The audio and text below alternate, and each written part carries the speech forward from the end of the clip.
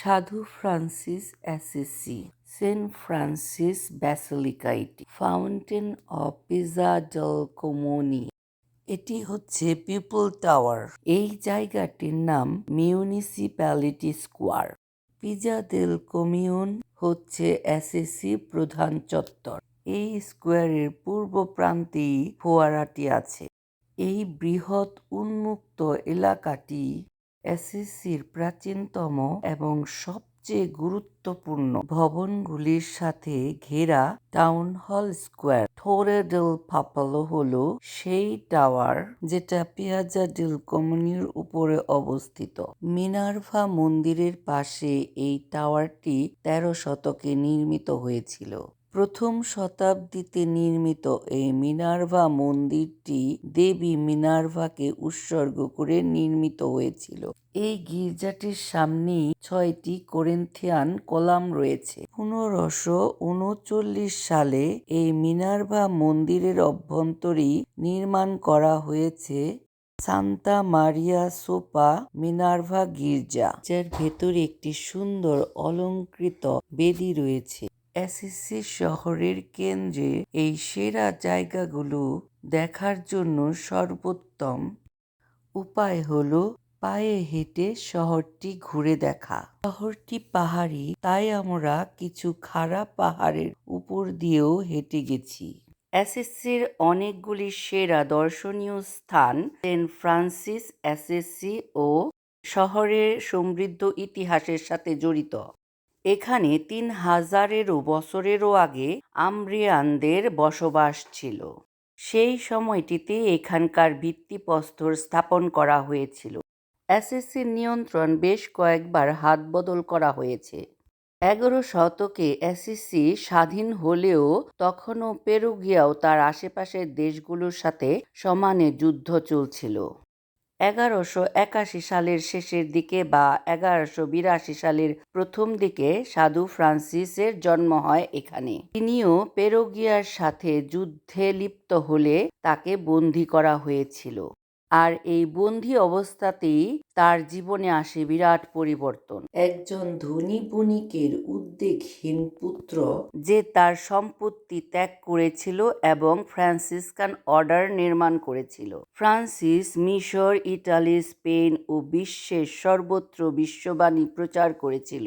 তিনি দরিদ্র জীবনযাপন করতেন এবং তিনি যে নীতি মেনে চলতেন তা অর্ডারের বাকি সদস্যদেরও অপরিহার্য ছিল। মাইকেল মাসের প্রস্তুতি ও ধ্যান ও উপবাসের সময় তিনি স্বর্গদূতের দর্শন লাভ করেন এবং তখনই তিনি প্রভু যীশু খ্রিস্টের মতো 5টি ক্ষত পান তার নিজের শরীরে। 3রা অক্টোবর 1226 সালে তিনি মারা যান। 1228 সালে পোপ নবম গ্রেগরি তাকে সাধু বলে ঘোষণা করেন এবং তার পরের দিনই অ্যাসিসিতে সাধু ফ্রান্সিসের ব্যাসিলিকার ভিত্তিপ্রস্তর স্থাপন করা হয়েছিল। সাধুর সংক্ষিপ্ত জীবনী এখানে বলা হলো। আমার বইতে বিস্তারিত আমি লিখব তার জীবন কাহিনী।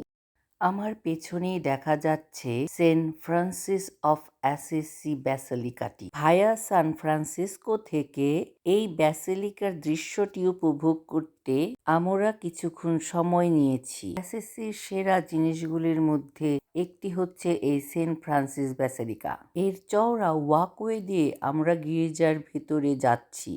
এই ব্যাসিলিকাটি 1228 সালে নির্মিত হয়েছিল সেন্ট ফ্রান্সিসকে সাধু বলে ঘোষণা করার 2 দিন পর থেকেই। এখানে 2টি গির্জা নির্মাণ করা হয়েছে, একটির উপরে আরেকটি। উপরের গির্জাটি একটি বিশাল গথিক ক্যাথেড্রাল আর নিচেরটি হচ্ছে একটি ছোট রোমানিক্স গির্জা। উপরের গির্জাতে প্রবেশ করে আমরা বিস্মিত হয়ে গেছি। দেয়াল ও ছাদে উজ্জ্বল রঙের ফ্রেস্কো এবং দাগযুক্ত কাচের জানালা দিয়ে আবৃত। নেব বরাবর নিচের দেয়ালের ফ্রেস্কোগুলি সেন্ট ফ্রান্সিসের জীবনগুলি অঙ্কিত হয়েছে। আমরা এখন সিঁড়ি বেয়ে উপরের ব্যাসিলিকা দেখে নিচের গির্জাতে যাচ্ছি। এই গির্জাটি উপরের গির্জার থেকে অনেক ছোট কিন্তু গৌরবময়। আমরা এখন সেন্ট ফ্রান্সিসের ক্রিপ্টে যাচ্ছি, যেখানে তাকে সমাহিত করা হয়েছে। সমাধিস্থলে আমরা গিয়েছি, চারিদিকে ঘেরাও দিয়ে এইভাবেই একটি ক্রিপ্ট নির্মাণ করে এর ভেতরই সাধু ফ্রান্সিসের মরদেহ রাখা হয়েছে। নিচের গির্জার ফ্রেস্কোগুলিও অনেক সুন্দর। নতুন নিয়ম, পুরাতন নিয়মের কাহিনী বর্ণিত হয়েছে। আরো অনেক কিছু আছে সেই ফ্রেস্কোতে।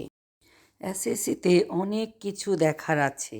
এখানে অনেকগুলো গির্জা আর ব্যাসিলিকা আছে।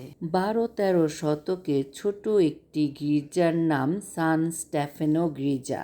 সেন্ট ফ্রান্সিসের মৃত্যুর পর এই গির্জার ঘণ্টাগুলো আপনি থেকেই বেজেছিল। আরেকটি হচ্ছে 12 শতকে নির্মিত ক্যাথেড্রাল অফ সান রুফিনো। এই ক্যাথেড্রালই সেন্ট ফ্রান্সিস আর সেন্ট ক্লেয়ার বাপ্তিস্ম গ্রহণ করেছিলেন। স্পোলেটো ভ্যালির দৃশ্য খুবই মনোরম।